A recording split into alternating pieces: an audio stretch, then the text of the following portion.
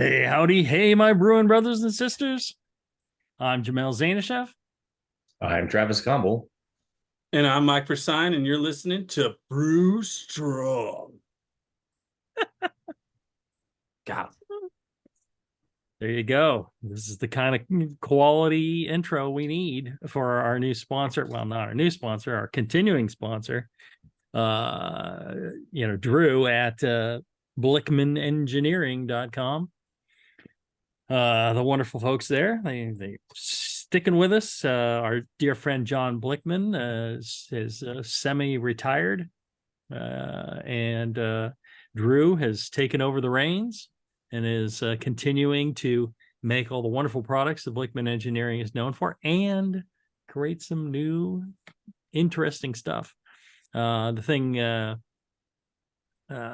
interesting thing they're working on right now that they've been producing is their 3-barrel electric system for small craft brewers.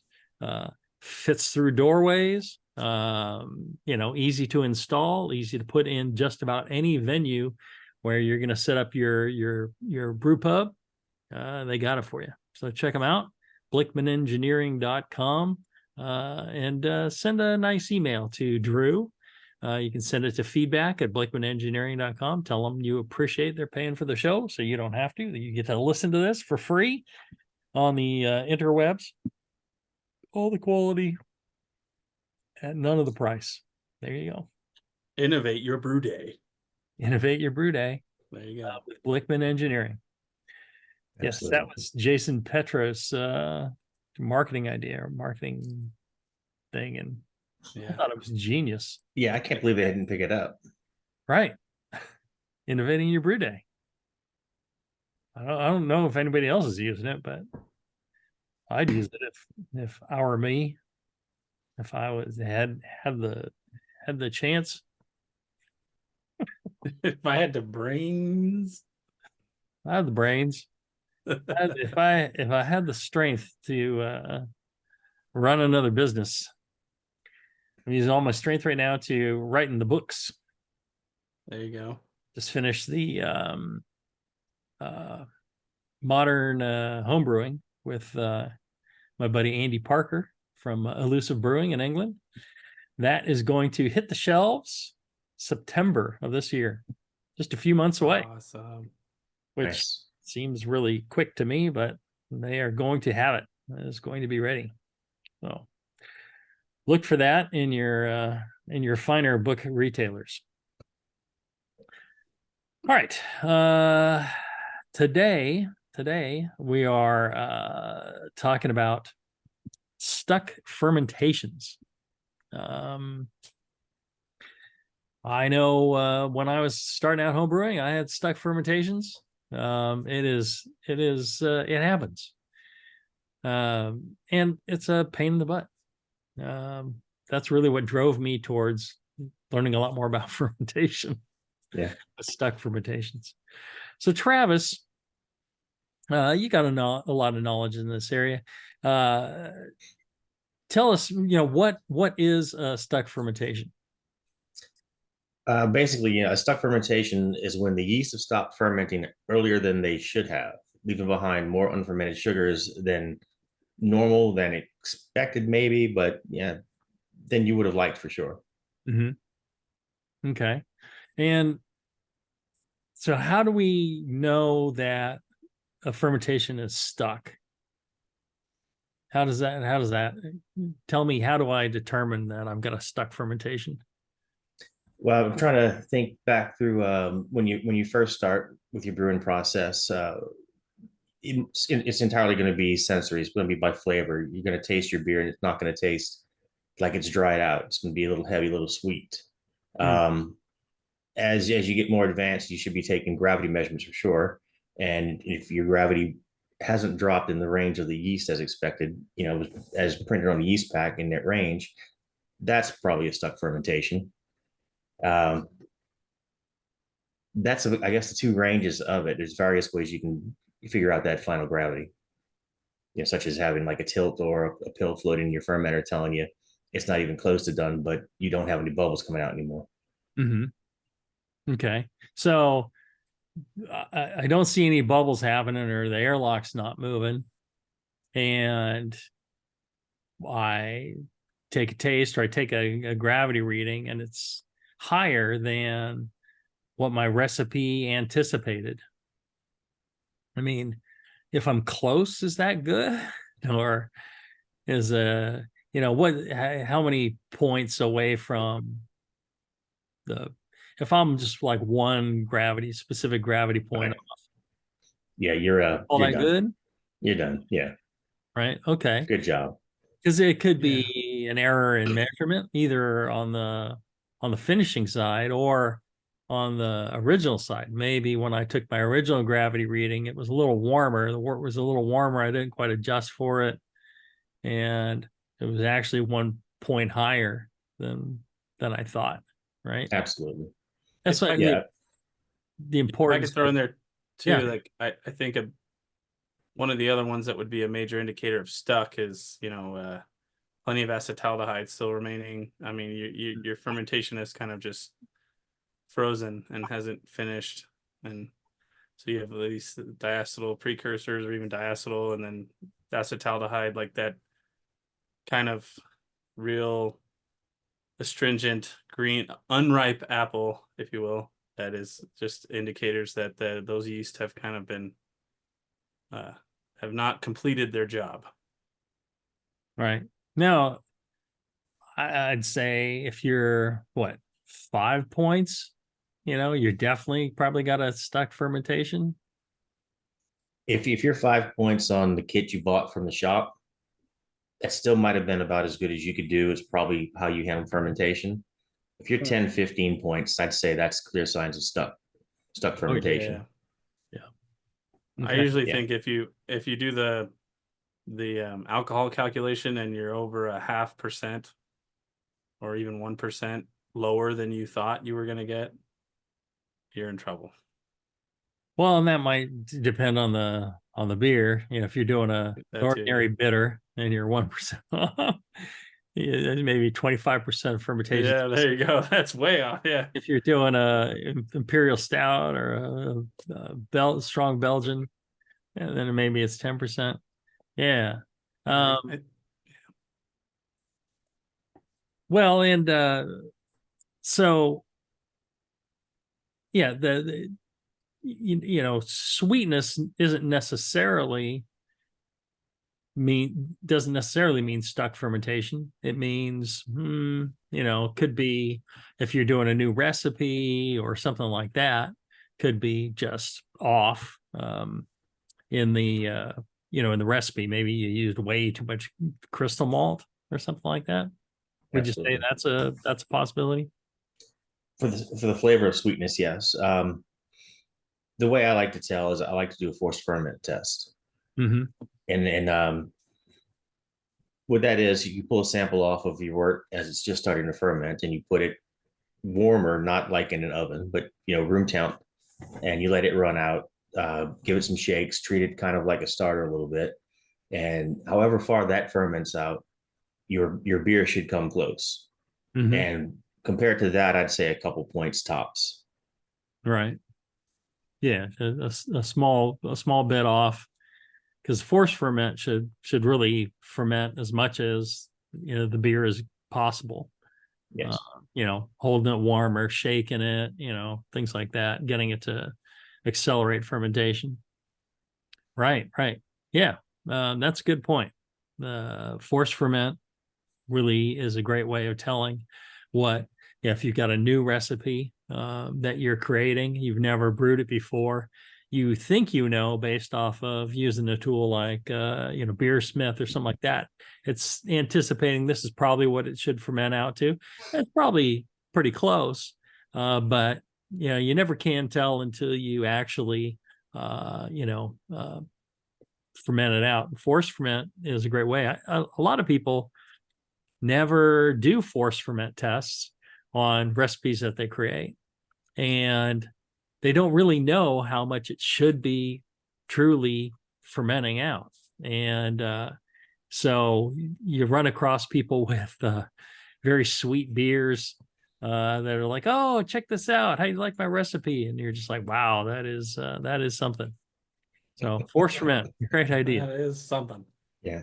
Yeah. So Yeah. what I do, so fermenting in a conical, I know that's not necessarily typical, but a lot of people are using more advanced hardware these days. It's definitely not necessary.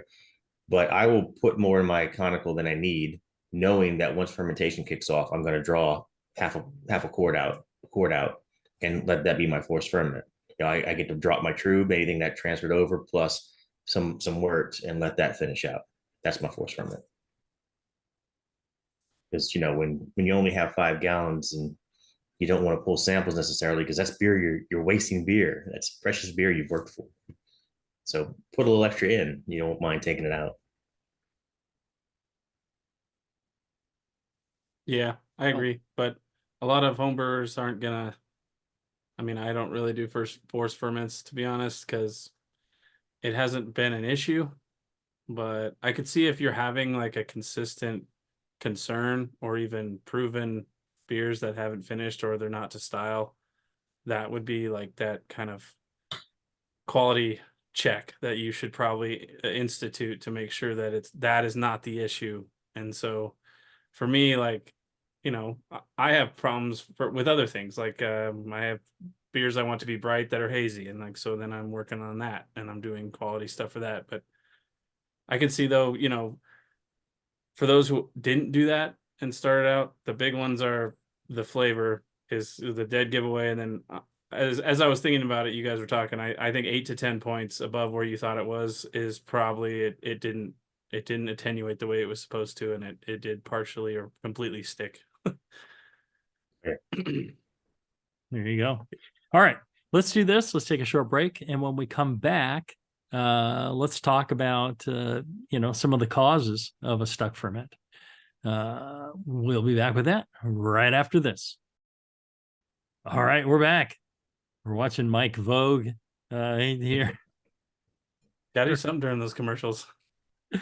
Right. It's a little added bonus for the live, That's right. If live you're listeners, you get the weird mic camera stuff. there is a benefit Not to that weird. watching live. Or I guess you can go to Facebook and watch the video as well, even after. I haven't watched. So the Facebook ones don't ever have the commercial break, just us pausing, correct? Correct. So there's not a video version where a commercial would be inserted. So Mike's Vogue is going to live forever. Yes, All right. that is a fact. Until the end of the world, Mike's going to be there voguing away. Pretty much somewhere in the interweb. Yeah. I mean, there's many times to see that. Just do a Google search and you'll see. All right. So we're talking about stuck fermentations. And just before the break, we were going to talk about the causes of a stuck fermentation. So what causes a stuck ferment?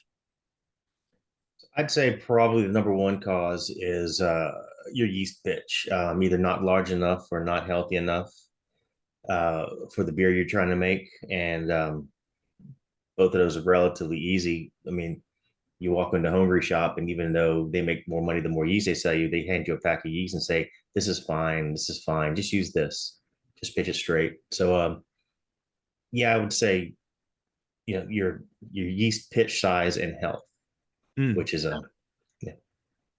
Yeah. I was gonna say a stuck fermentation is like a fermentation that just got out of a breakup and is still stuck on that. Oh, sorry. Yeah. We'll start over. No, I was gonna say too, that associated with, I think, your yeast selection can leave you vulnerable to yeast stick. Like, so strain can have a lot to do with it. I've listened to a lot of really interesting people talk about certain strains like London Fog have a propensity to not attenuate properly because they're not very good at assimilating maltotriose and those slightly more complex sugars that if you have a lot of those in your mash and you've chosen and your process just has produced a lot of those, and you use a yeast that can't really deal with them, you're gonna have problems with attenuation. And so I've learned that the hard way with Boddingtons. And so when I mash, I'm all dry all the time. I'm trying to get that thing down to, you know, maltose, glucose if I can. So that's another factor, is even the strain of the yeast you're using. You need to be careful. I know a lot of British ales will have a propensity to under attenuate if you're not on it with other things like even oxygenation. So health, pitch rate, strain, and then oxygen too can really help. Absolutely. I was even going to say too, temperature, because I've seen a lot of White Labs has put a lot of really cool graphs and charts with yeast growth over time and temperature. And so temperature can be big for yeast growth. So even if you do pitch the right amount and you're too cold for that selected strain, you could have yeast growth issues, and then you're not as having a healthiest fermentation as you should, and then things end early.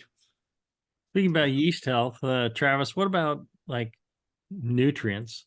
Say I think people get stuck fermentations mainly in bigger beers. I mean, that's one of the reasons you mentioned, pitch rate. When you're fermenting a bigger beer, it's harder to pitch enough healthy, viable yeast. So, and then nutrients play a role in that, don't they? Absolutely. And there's a bit of argument about are your nutrients helping this batch or the next batch? And I tend to believe it's helping both batches. Um, your wort's going to provide a lot of what you need, especially on your, let's call it average beer. But most of us try to push the limits of every beer we make in one direction or another. And adjuncts are kind of a bigger thing than it used to. I mean, when I started home brewing, which wasn't forever ago, you wouldn't think of using something like rice in your beer. Now there's styles, like that aren't lagers, where like a cold IPA or so, where you use flaked rice or flaked corn. So you're not going to have as much from the malt as you would. So your free amino nitrogen, your fan will be a little bit low, and you can add some of that. With most of your typical yeast nutrients are going to have something that provides that back in. Jamil, is that part of what comes with the Saccharomyces or the Saccharomyces that's in that kind of nutrient? Are you aware? Is that where you get your fan? No, servo. Well, I guess there would be some in there. Servo is yeast that was kind of put in a high zinc environment, I think, that took up a lot of zinc, and then it's killed. So it's dead yeast with zinc. So there are some amino acids that are in there. The yeast, what the yeast had in them, definitely. Yeah, some free amino nitrogen, you can add, some amino acids. You can, add zinc. Oxygen is a big one when you're trying to get enough healthy yeast to make it through a big fermentation. And, multiple doses of oxygen. I always say anytime you're like doing a 1080 beer or higher, you definitely should be doing a second dose of oxygen. You let the yeast grow, and then you hit it with a second dose of oxygen, and it helps them add to their cell membrane pliability and keep them so they can do a higher alcohol environment. A lot of people get stuck, like I said, on big beers and high alcohol. And the reason is the yeast aren't healthy enough to resist the toxicity of the alcohol, the osmotic pressure of the high sugar environment. So making sure you got the healthiest yeast and providing them all the tools they need to survive and ferment will help them get through fermentation to the end. Yeah. So Jamil, you've been telling us all about the 1080 for quite a while now. I believe you recommend closer to 1070 for certain English ale yeast, though. Is that correct? Yeah. A lot of the English ale yeast, they really need additional oxygen. And, knew about this, but I never really put two and two. Sometimes I'm slow. I don't know if you know this. You've been hanging out It's with the me quite a drinking. while. Hey, we're beer drinkers. I don't know if you know this. Um, but you know, a lot of the traditional British fermentation methods, for example, the double drop, Yeah. really, you know, a big part of that. You know, I was talking to John Keeling, and I was asking him, it's very specifics about the double drop. And when they dropped it from the upper fermenter down into the square below, it went through a sintered pipe. You know what sintered is? It's, you know, has a whole bunch of little holes in it, like a sintered, you know, carb stone. That Mhm. yeah. Yeah. So as it goes through a sintered pipe, it's drawing in air and mixing it into the beer. So it's really super oxygenating it, or aerating it in this So that's case. not as bad as I pictured, because I pictured they were just dropping it in an open environment. Eh, But I think some of them. it's a pipe, I think some of but them it's did centered. that, where it was just like it just Splash. splash, yeah. You know, I more did. Yeah. aggressively splashing it. Yeah. I mean, in my water treatment experience, just opening that and pouring that out, overflowing into an open Mhm. tank, or that's going to aerate, almost saturate it. You know, it's going to be pretty Yeah. close. So Splashing really helps. yeah. So they would do this, and then, you know, open square fermenters, and you know, if it wasn't that, you know, they would pump it over, arouse it. So they would, you know, take a pump and pump the wort back up into like a little fountain into the wort. And there's places Mhm. that do that today. There's a few that have a double drop, but many more of them pump it around, and they'll pump it for a certain number of hours. You know, they'll get like 8 or 12 hours or 24 hours in, and then they'll pump it around for a certain number of hours. And again, that adds a lot of oxygen, because a lot of these yeasts have trouble really fermenting out on a lot of beers. They've really become accustomed to having plenty of oxygen. So when you're using at Heretic, when we were brewing, you know, like a 14% hazy, you had to oxygenate the holy living crap out of it, because there was no way those yeasts would ferment out otherwise. And that's using pure oxygen, not air, because Yeah. air will get you to like 7 ppm, whereas oxygen can get you 20 plus. Yeah, air can So get you to 8, 9. I guess depending on temperature and atmosphere, Yeah. like what elevation you're at. But where I Well, live, 7's kind of the saturated. yeah. 8. But you could use the air up, we said it twice, 3 times, 4 times. I mean, you're Sure. risking contamination, but you're also risking your beer not finishing. Right. So I mean, Yeah. there's Yeah. compromises to be made if you're not ready to buy the oxygen tank and the Yeah. special little adapter. And the 1 ounce bottles at Home Depot don't last very long and Right. aren't a good value for your money, kind of thing. Yeah, they have sterile filters, inline sterile filters. More beer sells them. I wasn't thinking of the air. I was thinking about the opening and the injecting of it and the wand just stick in there being covered in stuff, not so much Oh the yeah, air. or, Yeah. or splashing. Yeah. Yeah. But yeah, with oxygen, yeah, one of the things is, you know, you can super saturate a liquid, and you know, people go, oh, you know, you can't. You know, the saturation of oxygen in wort is like, you know, 10 parts per million, something like that. It's like, no, no, no. You can kick that up to 20. You can super saturate a liquid. And once it's super saturated, it takes much longer for it to become desaturated, to return to, you know, kind of an equilibrium. So it's plenty of time for the yeast to take it up. Um, you know, long ago we used to talk about, no, it's not doing any good to try and do more. You can't really, you know, get any more oxygen in there, but no, Yeah. you actually can.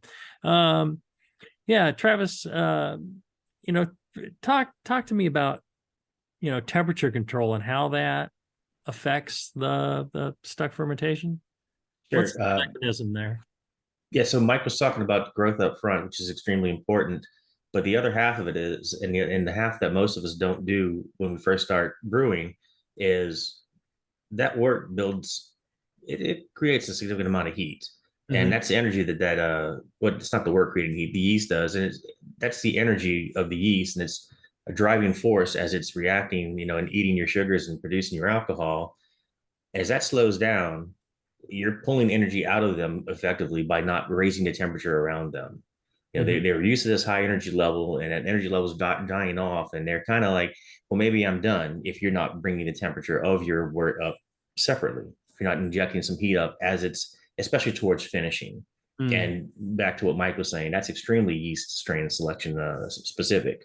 Mhm. Some yeasts can and need to be much warmer than others towards that finish, especially So you're get them to finish out. saying as my beer's fermenting, the yeast start putting out less heat, and then it kind of gets cold. Maybe the room is cooler, and then the yeast kind of go to sleep. And what I need to do is just add a little bit, keep them warm, maybe a heat wrap or Absolutely. something, Mhm. temperature controlled heat wrap, keep warming them up. Um, yeah, and there's an opposite side to that too. I think it was the first saison I ever brewed or something like that. And I remember people telling me, "Oh yeah, you got to get that yeast warm. It won't attenuate." And sure enough, the thing started slowing down, and it was just one of those yeast strains that will ferment really slowly for a long period of time. But it started slowing down, so I kept raising the temperature. I was like, "Man, sure does need a lot of heat." And I got up into the 90s, and it completely shut down around 93 degrees. It Yeah, stopped fermenting entirely. it's the When I magic cooled number. it back down, it started back up. So there's an upper limit to temperature too. Yeah, what I like to remind people, especially people that are brewing, assuming Belgian saison, but in that region, you're not going to have a whole lot of 93-degree days in Belgium. Mm-hmm.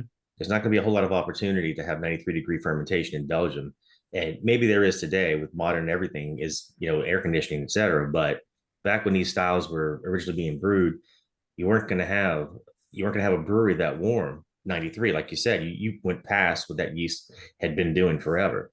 You Mm-hmm. found the upper limit. Yeah, and Yeah, people back then they didn't brew when it was hot. They tended to brew when it was cooler, Mhm. and you'd get a better fermentation. Yeah, yeah. yeah. And if I can just my little two thoughts on the modern brewing science perspective is this heating of the beer after the initial fermentation, where you had your lag and your exponential growth phase. Once you start to get into that, um, you know, it's moving in towards stationary phase. The new textbooks and stuff call it the maturation rest, where they'll purposely heat the wort. You know, I usually go anywhere from 7 to 15 degrees, depending on if it's lager or Wow. ale. And for me, that is a intentional push of the reaction kinetics to try to speed up um, those yeast that are running out of substrate to digest. And I'm trying to um, provide more energy for the reactions of the acetaldehyde conversion to alcohol and the reassimilation of diacetyl precursors and the attenuation and just consumption of sugars. So from the more technical perspective of the modern brewer, let's say that heating of that maturation rest, where if you don't have any heating way to heat it, like TC said, you stop cooling at least and let it free rise, and that push is a chemical kinetics kind of uh, trying to increase those reaction rates as the yeast kind of run out of substrate. Yeah, there's one thing you said 7 to 15 degrees. For those not listening in the U.S. or those in That's the U.S. Fahrenheit. who use yeah, that's Fahrenheit. I would normally go 2 to 3 degrees extra on ales. Maybe on lagers I'd go 5 to 8 towards the end from where I started. Um, and I think the real important part is when you're controlling your beer temperature, control the beer temperature. Don't control the air around it. You want to have Yeah. the probe on the beer, attached to the fermenter or in the fermenter with a thermo well, Well, to make sure you're measuring the temperature of the beer, because if you measure the outside air, you'll keep the outside air at cool for fermentation, and then the yeast are slowing down. And this is what Travis was talking about. Then fermentation starts to slow. All right, let's see here. I think it is time for another break. When we come back, we'll have more about stuck fermentations. Maybe Travis, you can get into how you fix a stuck fermentation when we get back. All right, more about stuck fermentation right after this. All right, we're back. Talking stuck fermentations. It's something that happens to just about everybody. You guys have had stuck fermentations, right? Yeah, I'm working on one right now. Mine was at Boddington's. I was so frustrated. I had this beer I was in love with, and I loved the recipe, and I loved everything about it. It was going to be great, and then how big a beer was it? That I was going for 8.5, and I had like a 1077 wort, and it was kind of that borderline. Should I aerate it twice? And then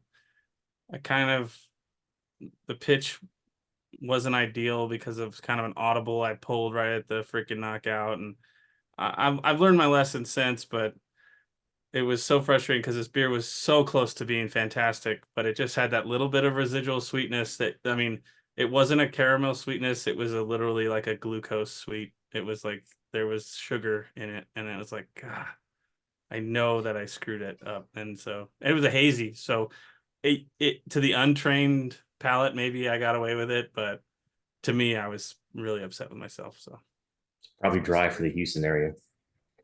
yeah. Got a lot of 4 and 5 bricks NEPAs around here. I think this one finished at around 4.5. Yeah. And it was like 23 points on the SG scale, and I wanted like 14, 13, 12. I kind of like my hazies to dry out a little bit. I just go for that. That's maybe a West Coast thing, but I want that kind of nice and flavorful, but it leaves you wanting more, So Absolutely. Yeah, so I've been brewing back to back with WLP 530 right now, and it seems to want to stall around 1020. It's and been is that Belgian wit? No, 530 is Belgian, Abbey? but not wit. I think it's Abiel. Yeah, Abbey. Okay. Yeah, that one for me took its sweet ass time because I got a tilt on the one I made. It was a Belgian single, so it wasn't even very big, but yeah, I think it was on the yeast for like 24 days before I was like, I think it's done. It hasn't moved in a couple days, but it's just this. No, I'm not done. No, I'm still working. So I have a habit on all of my beers, Jamil, even ones that are going towards the end properly, where I start swirling the fermenter about once a day. And for this one, sticking around 1020, I'm doing the same thing. The next thing I'm going to do on this is I'm probably going to hit it with a dose of oxygen. I did the last one was Belgian blonde, and it is blonde as can be. I didn't get a brown beer because I put oxygen in it before, towards the end of its fermentation. 1020 really wasn't the end of its fermentation by a long shot. I got down to about 1006. So it had a good ways to go. No oxidation characteristics whatsoever. So I've not experimented with adding nutrients late in the game, probably because of my main nutrient, zinc, and it's already so strong. I don't know if that's a good one to add late. Yeah, amino acids, zinc, generally you'd add that earlier on, but amino acids are the one that will help the yeast, finish fermenting. But the thing about amino acids is if you chuck a whole bunch of amino acids in at the very beginning of, when you're pitching your yeast, you'll get a lot more yeast growth, but they may not be able to finish fermentation later. So one of the tricks with amino acids, if you have a very high sugar content, simple sugars that do not bring any amino acids, it's not an all malt wort, and you want to add amino acids, you will add them. You can add a little bit at the beginning, maybe a third of them at the beginning, and then kind of a third into fermentation, add the other 2/3 of the amino acids. Because then you get some growth and you get some healthy yeast going. But then you're going to provide the yeast with more amino acids to help them continue as alcohol levels rise, and they need to process those sugars. They use those amino acids for that. So that can be a real helpful thing to stagger your additions instead of chucking them all in at the beginning. Right. Do you have a homebrew version of an amino acid like that you like to use versus whatever you probably use at Heretic for these massive beers you were making? Oh, Mike does. go ahead, Mike. I mean, I like Fermento. Fermento's Yeah. been great. It's Right. kind of designed for wines, but if you're worried about amino nitrogen, that's a good one. And it's not like DAP where you could overdo it real easy. Yeah, Like, because diammonium phosphate is so available, you could like almost, I mean, this is more of a horticulture term, but burn them, like kind of just give them way too much and way too fast. And right. Then you'll end up just a ripping fermentation that tastes like, rocket fuel. Yep. Yeah. Fermento is a good one. There's several on the market now. And one of the things I was interested in was, looking at different amino acids for different flavors, because the type of amino acid will affect the flavors that the yeast produce. So different amino acids, different flavors. Some of them will make the beer more malty. Some of them will make it fruitier. Some of them will give you different kinds of alcohols, hotter alcohols, floral alcohols, things like that. I remember a study that was going to be done about. Yeah, but I think he was roping us into it, and so we didn't do it either. Right. Okay. Deal. But Travis, we're gonna do this. All right. Sounds good. We need to start figuring this out. The thing I want to do is do some homebrew sized batches, or I was going to go down to one of the commercial breweries and just ask them for 10 gallons of wort in 10 different jugs, and then try some dosing things and see how that affects the flavor of the various beers. Because there's the essential amino acids, and wort has most of them, but the concentrations affect the flavors. So I think it's a fascinating way to go. I was trying to get there's some commercial producers that are producing stuff like this, where and I met the guy who I guess kind of developed it for them, and I'm like, yeah, come on, do a show, and he was like, nah, no interest. I'm like, all right. I'm just like, I'll help promote your product. I just want to talk about the concept of, and they make it for like to make fruitier beers. And I had a friend of mine who's got a commercial brewery here, True Symmetry. I had him give it a try, order some and try it out, and it certainly did make a difference. So what amino acids you use does make a difference. And wasn't that the case where, at least I remember that episode where there were group A, group B, group C, and like the uptake of the different amino acids was prioritized by yeast, and the different ones would give different flavors, and it was really interesting. I remember that episode. That would be so cool. And like, even with like these stuck fermentations, maybe it's like, well, it's stuck, but maybe I can push a rose flavor or something. I could group A it. Yeah, I can group A it. Yeah, I would definitely look at, there's some that don't get taken up, which are like half the concentration of amino acids, don't really get utilized at all. But there's quite a few that are very interesting. Yeah, I've been doing a presentation around that kind of goes over that. Let's see, where were we? We're talking about fixing stuck fermentations. What else can you does it help to like throw in more yeast if I get another packet of dry yeast and just sprinkle it in there? Is that something I should do, Travis? I don't know if I'd try it with the dry yeast, not rehydrated, etc. But making another starter, or well, if your yeast has fallen out, obviously it's given up on you. You can try pulling a sample of your own yeast and growing it up and putting it back in, but you might need a new healthy starter to dump in there. Um, I've not tried. I've not brewed as much with dry yeast as I could have in a long time. I got away from it early on. I wasn't making good beer, and I blamed it on the yeast. Surely it was me. So I've never really gone back and experimented much with dry yeast. I do keep the WLP 001 dry on hand should I need it. So in this specific case, I could warm some up and put it in there, but I have not done that. Um, Obviously, you'd have to rehydrate it very carefully. That's even a less friendly environment than a all maltose wort would be. Now you've got alcohol in there, Right. but And Just dropped and alcohol's up.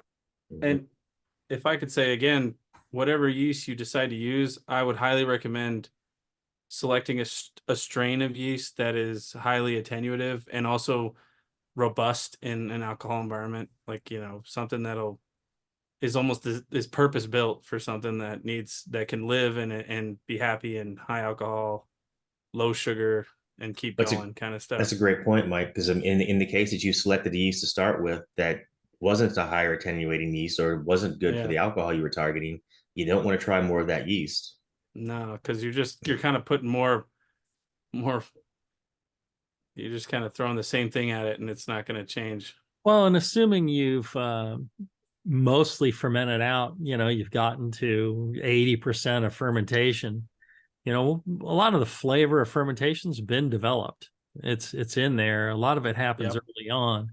So adding another yeast late in, that's a clean ale yeast like, Cali Ale or, high gravity. San Diego super yeast. Yes, something like that. It's not really going to affect the flavor much. I don't think you're going to really notice a huge impact from that and say, oh, yeah, it doesn't have, my fermentation flavors. Because most of that flavor should already be there.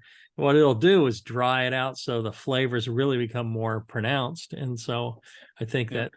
that, something like that, I wouldn't worry too much. I know a lot of people throw in some wine or champagne yeasts, but some of those will struggle with maltose. So it just depends. Whatever yeast you use, you're going to want to make sure it's good with long chain, sugars. And Yeah. I because was a lot also of going to those, say, oh, sorry. I was going to say just real quick that, there's I know of, I think it's Sierra Nevada when they do the bottle conditioning for like pale ale, they're not using the same yeast they've fermented that beer with to get the conditioning done because they select a yeast that they know will be happy and really use all the sugar they add.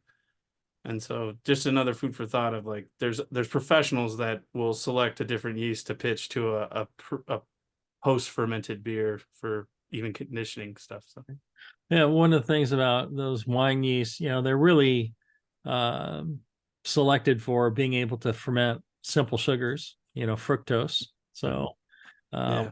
when you feed them maltose, they don't tend to do as well. So generally, a brewer's yeast that can handle high gravity is a good way to go. Let's see here. All right.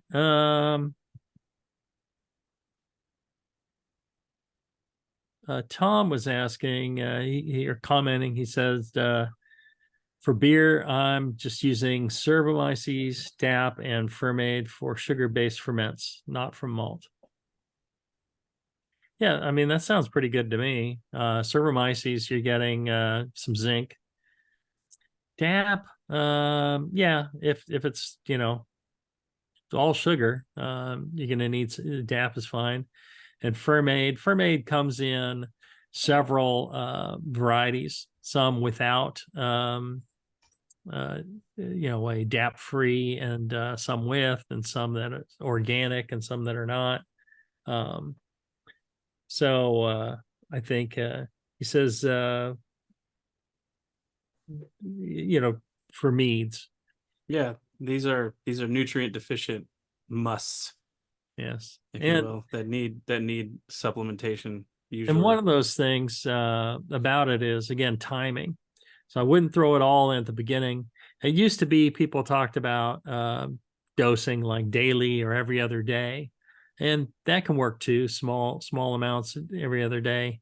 I think that a lot of testing has been done now by some of the manufacturers, and they're saying, 1/3 of the way into fermentation is kind of the ideal time to hit it with more of that. So I did a mead not too long ago, and I hit it, I think, every other day, Yeah. and fermented out fully, no problem. Nice strong mead. Um, Did you see the airlock activity cycling with as you dosed it? yeah, you'd see a little burst. Spike. You know, part of it is don't be confused when you add something like this. I would sanitize it in hot water first and then add it, and so it's a little bit warm. You add it in, you'll see some evolution of CO2 so you add stuff like Yeah. that in, or if you add powdered or whatever. I was thinking more hours to a day later, that instantaneous, you're giving it nucleation points, etc. Yeah, Yeah. exactly. Yeah. That evening or the next day, you'd see it was continuing to chug along pretty good. So yeah, that's another way to do it as well. All right.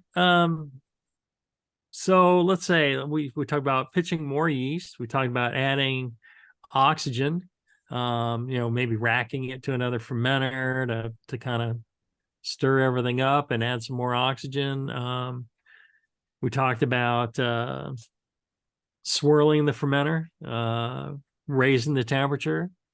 What about, let's say all those things don't work. Is there like one last thing I could do that might, save this beer for me?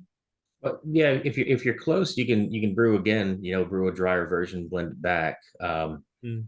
You'd have to be within a certain window, obviously, because you're diluting it to a degree. You're still going to have some of what didn't finish up in there, which is Right. fine.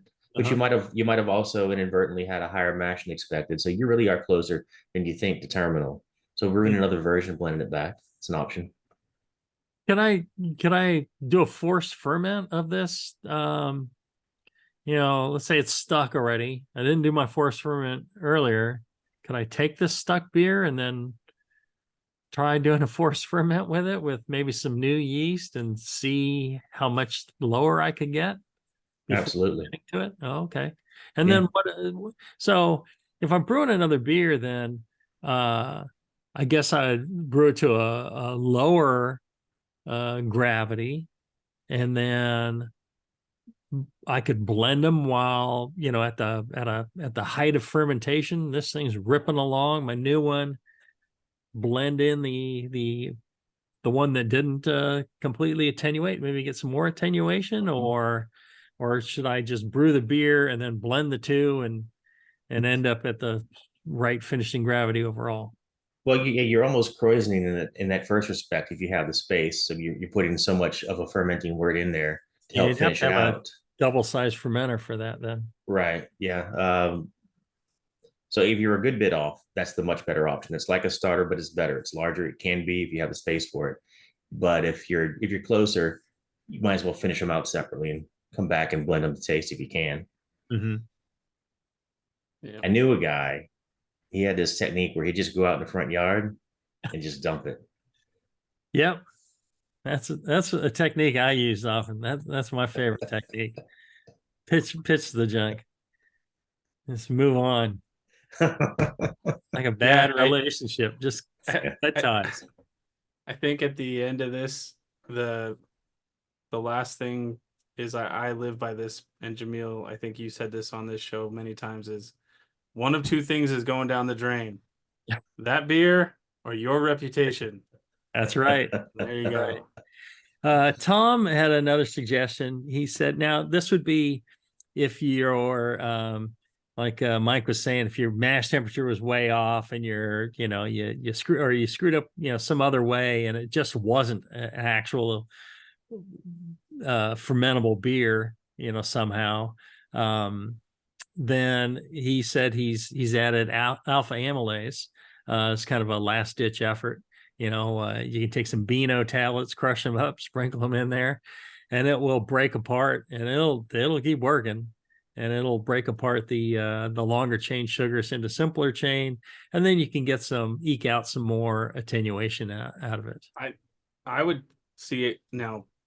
Bear in mind, I'm using my chemical background, my chemistry background is because I haven't done this, but I would imagine that if you pitch an enzyme in a sufficient amount to reduce or cleave those sugars, it's going to keep going, and you're going to end up with an empty shell of what you want.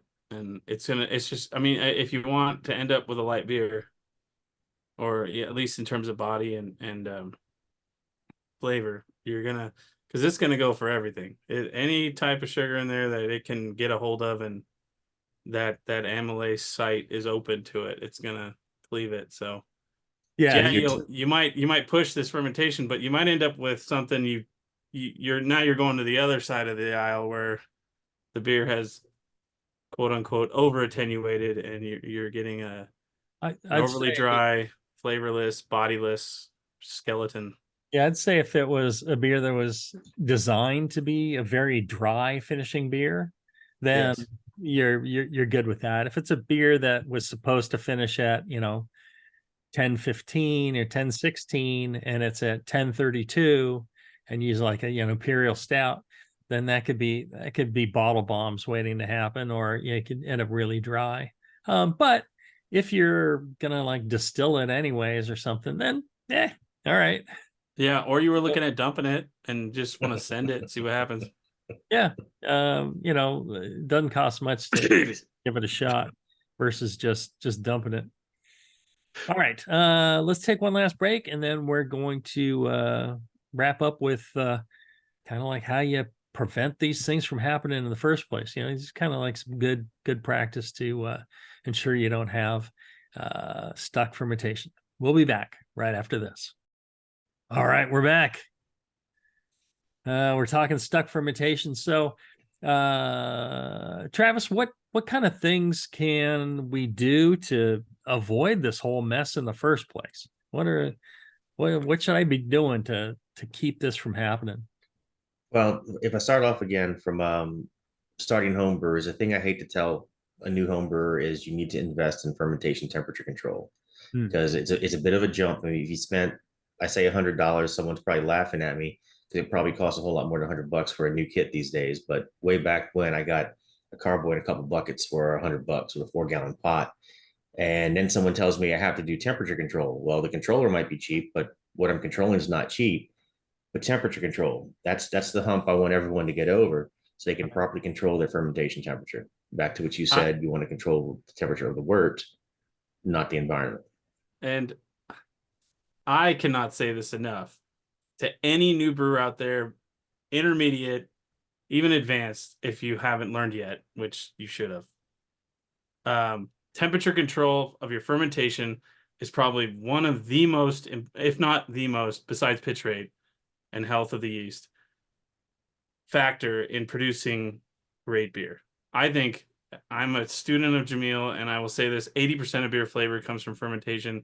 And if you are not controlling that fermentation with pitch rate, yeast health, and temperature, you can make the best wort in the world. You can have it exactly the way the Germans did it 400 years ago, and you're going to have a piece of junk at the end if you're not doing these things.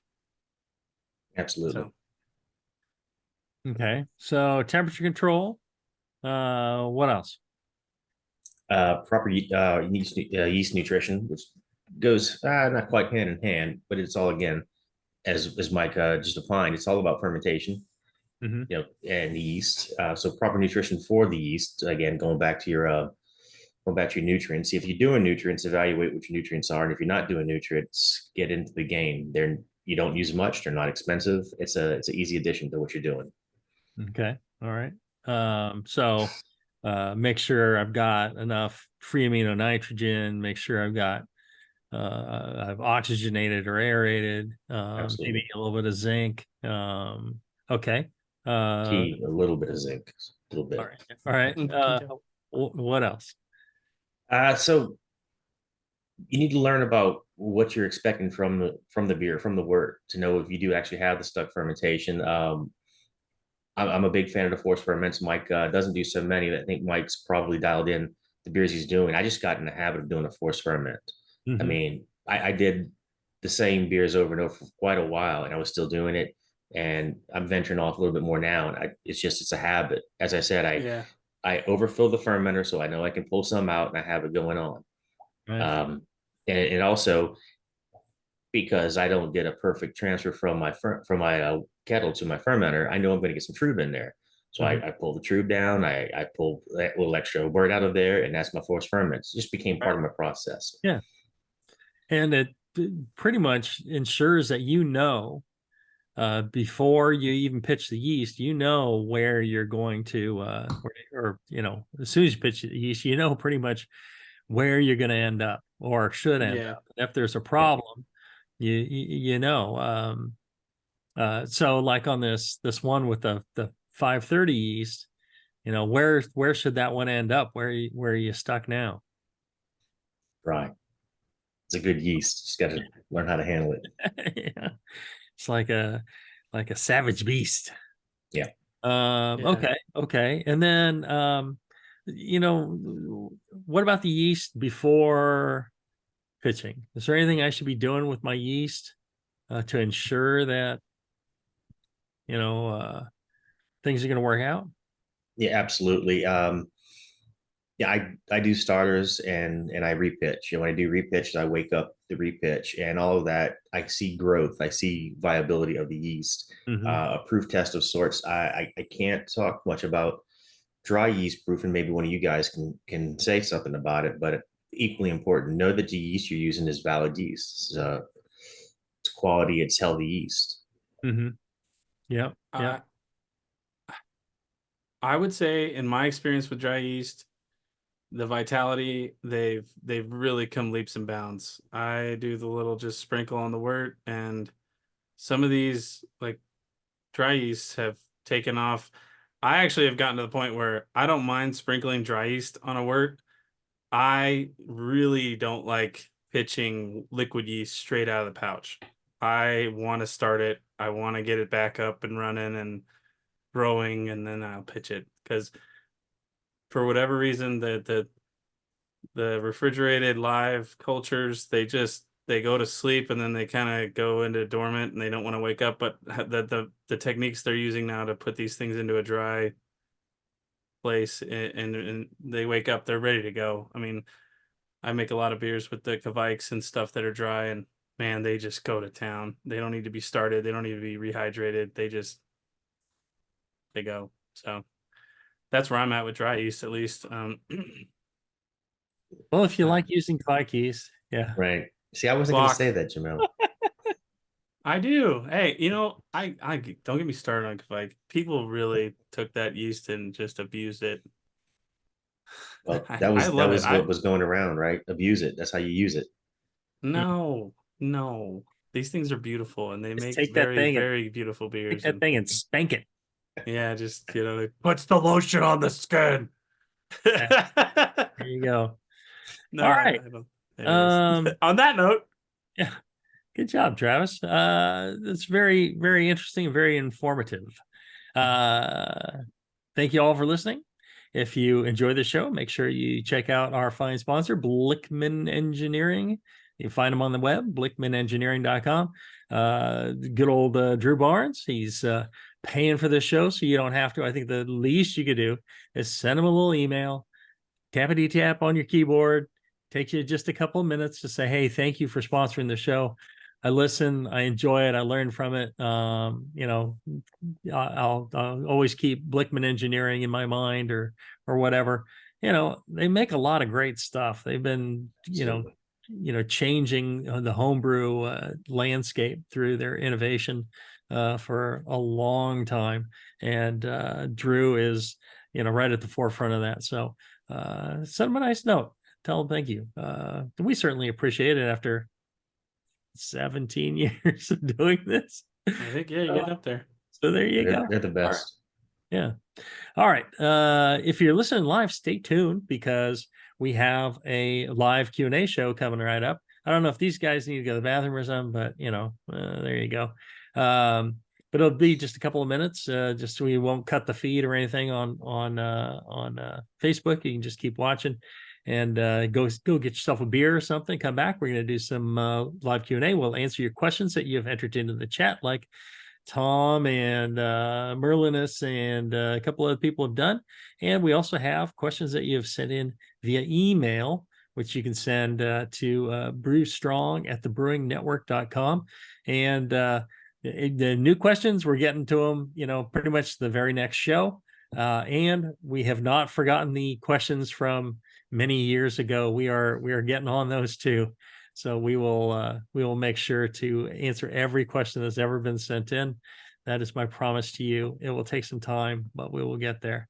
But the new ones, we're getting right on them. So you don't have to wait a decade to get your question answered. Front loaded. Right. Okay. All right. Let's call it a show then. Until then, brew strong, everyone. Brew strong.